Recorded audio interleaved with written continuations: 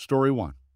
If you've read my previous posts, you know I usually have issues with problematic customers. This time, I will share with you the biggest fool I ever had to deal with in my business of owning a comic store and selling at flea markets. The year was 1995 or 1996. Two kids, about 12 or 13 years old, walked into my store and wanted to buy a pack of Upper Deck SPX basketball cards. For those who don't know, there was one card per pack, and it was a hologram card except for some inserts. The kid paid $5, selected a pack, and opened it.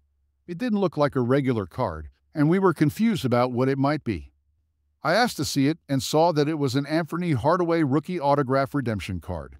To get it, you had to mail it to Upper Deck, and they would send you an autograph card. The kid asked what the value was, and I pulled out my Beckett's price guide and looked it up. There were no online sites then. According to the guide, it had a value of $500. Needless to say, this kid was jumping up and down with joy, and his friend was excited too. Enter the foolish father. The father saw his happy kid and looked annoyed. He asked what was going on. The kid told him he got a $500 card. I confirmed this, and he asked how much he paid for the pack. When the kid told him, he got mad that he wasted $5 on a pack of cards. I told the kid what had to be done to get the card, and the father was upset that he had to mail something. His reasoning was that they would know where he lived. I told him that this was normal and that it was just to send his son the card. He was not having it. I said to him, "Tell you what? I'll mail it for you, and your address will not be known by Upper Deck.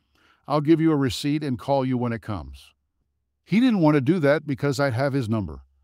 I said, "Sir, I don't want to hang out with you. All I want is for your son to get his card." I then said that I'd give him the receipt for the card, and he could come in and pick it up in about 30 days as I would mail it out tomorrow. He said no, claiming I would just tell him that I never got it, sell it, and rip him off. I said, "Okay, how about I give you $100 for it right now, and you don't have to do anything?" Nope, it was worth $500, and I was ripping him off. He then told the kid that he wasn't smart enough to buy anything because he was being robbed and was a fool for not realizing it. I tried one last time. I showed him the expiration date, which was in about 2 months, and said that since he had no interest in mailing it in or selling it, he would get nothing for it as it would become worthless after that date. Well, he dragged the kid out while insulting the kid and me, leaving his friend behind to fend for himself. Several months went by, and I never heard if the kid got the card or not. One day, I decided to go to the supermarket in the strip mall I was located in and saw the kid with his mother. I asked him if he ever got the card, and he said no. His mother asked, "What card?" and the kid said nothing. She asked again, and he muttered that he got a good card, and his father wouldn't let him send it away for it. He told her what it was worth and that I offered to buy it, and she got angry. A few seconds later, here comes the foolish father, and he sees me talking to them. She asked him about the card, and he started stammering that I was trying to rip them off, trying to get their address, and that the whole thing was a scam. The look in her eyes could melt the polar caps. She said, "I work 3 jobs, and you sit on your butt all day, and you turn down an easy $100 because you're so paranoid that you refuse to believe anything." She asked her son what happened to the card, and the kid told her that the father ripped it up and threw it out the window of the car. She turned to him and told him he was walking home because she didn't want to be in the same car with him. I found out it was a 7-mile walk. It was December. I don't know what happened after that, as the kid's friend told me they moved soon after. Story 2. I, 32, worked for a family-owned large-scale retail chain. Even though they had nearly 100 showrooms, the business still operated like a typical family-owned business. The owner's childhood friend was the senior advisor to the company, and his 4 kids were put in various positions of power straight out of high school. I was the only person who knew the technical details of the product we were selling. I was responsible for marketing the products, training, recruitment, operations support, troubleshooting, and anything else they could think of. They had me on a non-compete contract when I joined them. Because of the highly specific nature of the industry I specialized in, I didn't have a shot at getting into any of our competition, nor could I easily switch over to another industry. They had me in a tight spot and kept me on a pay scale that was suitable for a junior executive, even though I had been handling projects worth millions. The worst part was the senior advisor would always try to nag me with little things like not submitting timestamps for any client meetings or taking more than half an hour for lunch.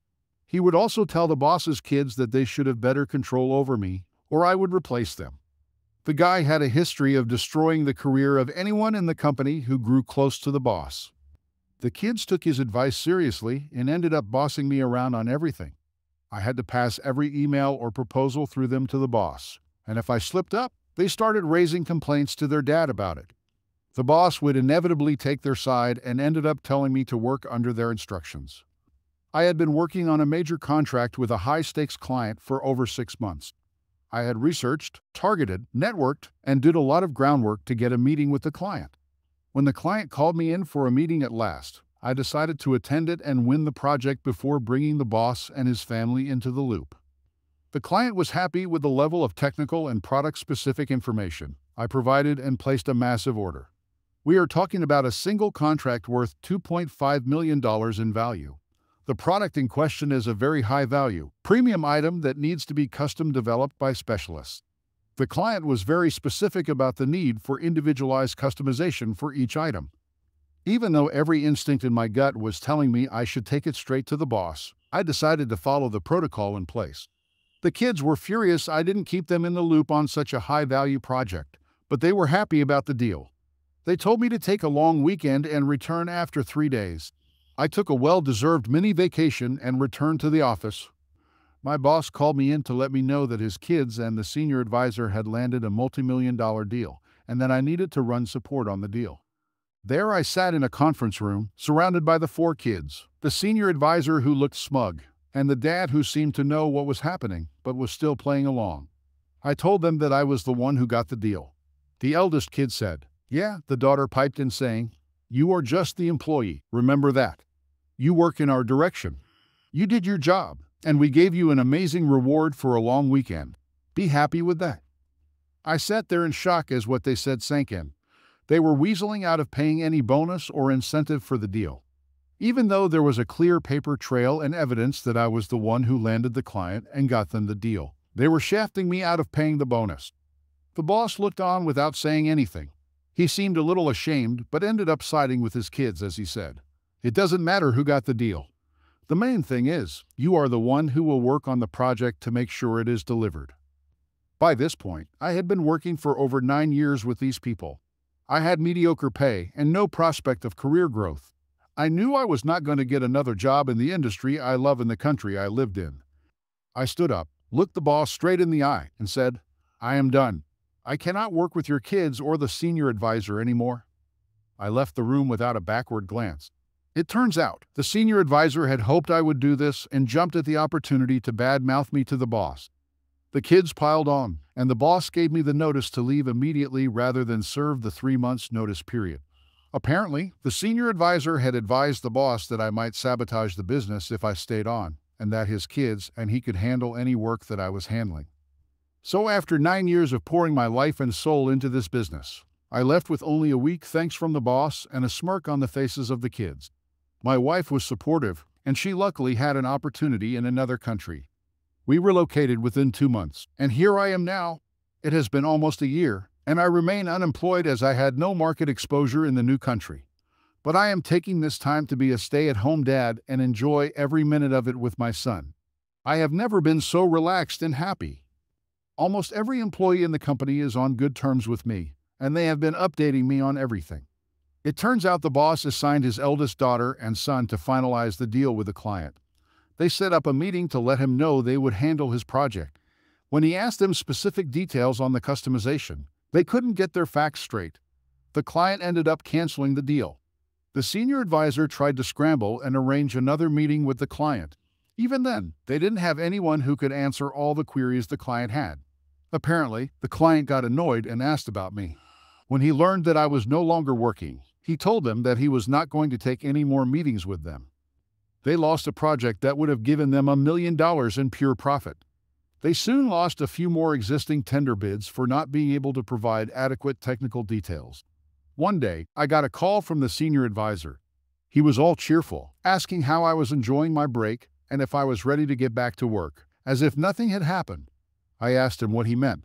He said, I can take you on as a consultant. You work from that country and provide remote support, and I will pay you directly." I asked him if the boss was aware of this deal. He didn't answer me and ended the call asking me to think about it.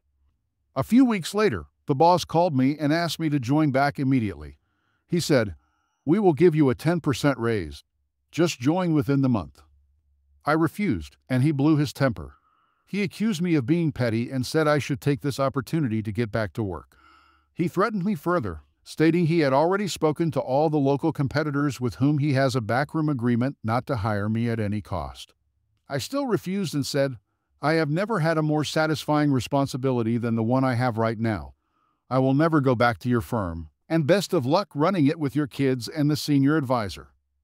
I still don't have a job, and I am not keen on jumping into the next opportunity unless it offers me a balanced work life." The boss and his kids continue to lose clients, and the business has started shrinking now. They still continue to badmouth me to the local industry experts for being so petty, but I have learned to enjoy the Pyrrhic victory. Story 3. Yesterday, my dad told me to stop by his work and change my tires from winter to summer ones. I arrived just when they were having lunch, so maybe that's why things escalated. I loaded the tires and tools on a cart and moved it closer to my car. Around 5 minutes later, a car I had never seen arrived. It looked strange because it was the typical family BMW SUV with a woman coming out of it. The parking space for customers is in front of my dad's work, not behind it. I looked at her, wondering what she was going to do. When she came close enough to me, she could hear my car radio blasting, so she gestured to lower the volume. I did exactly that. The conversation went like this. "Me, can I help you?" Karen, "Yes. When can I come and pick my car up?" Me, not knowing she thinks I'm an auto shop. "I don't know. Whenever you want, I guess." Karen, "Oh, that's awesome. I'm going to go to Tesco and buy some stuff. I will be back in 15 minutes. She then proceeds to leave the keys on my cart and walks off. By now, I'm kind of confused about what she wants from me. I assume she wanted me to look after her car because it's quite common for other people to bump their doors into your car and just leave. So, I didn't take that as a problem since it was parked a few meters from me. After maybe 30 minutes, she comes back with 2 bags. Karen, "Are the tires changed?" Me, "What tires?" Karen, "The tires on my car, of course. Have you changed them already?" For clarification, I can get easily annoyed if people talk to me like I'm some servant of theirs, but it takes a lot more to make me lose it. Me, "Why would I change your tires?" Karen, "Because you already pulled tires out of your shop and have the tools out too. So that means you're open for business." Now I realize what was going on. Me, "Do I look like I'm in an auto shop?" Karen made a big mistake. Karen, "Are you deaf or what, you idiot? You have tools and tires out on a cart, so shut up and change my tires." This is the point when I snapped. Let me just tell you, the Czech language is very rich in curse words, and we can make a curse almost out of any word, so the translation might not be 100% precise. Me, "You sack of trash. Who do you think you are? Or who do you think you're talking to? You better get out of here before I shove the jack right where the sun doesn't shine." Karen, "How dare you speak like that to me? You're lucky my husband isn't with me. Otherwise, he would beat you up. Now get to changing my tires before I slap your ugly face." My dad was coming out from the back door because you wouldn't hear us screaming only if you were deaf. "Dad, what is going on?" Karen, "Your employee is refusing to change my tires and is being very rude and disrespectful to me." Dad, "He's not our employee, and we don't change tires. What are you doing back here anyway?" Karen, "I'm here to get my tires changed because my foolish husband doesn't know how." Interesting how her husband went from beating me up to not being able to change tires. Dad, "We are not an auto shop, so shut your mouth and leave our parking yard." Karen, "So you are rude, disrespectful, and confusing me instead of telling me that you're not an auto shop." At this point, I saw her getting ready to slap me, so I did the most simple and probably the best thing I could do. I just raised my hand, so when she was already in the motion of hitting me, she hit the pipe in my hand. After that, she screamed in pain and ran to her car and just drove off. When she was backing up, I got a look at her plate. Unsurprisingly, she was from Prague, and people from Prague usually get lost in small cities or villages. When my dad asked what that was, I just answered, Just another jerk from Prague, and we had a laugh about it.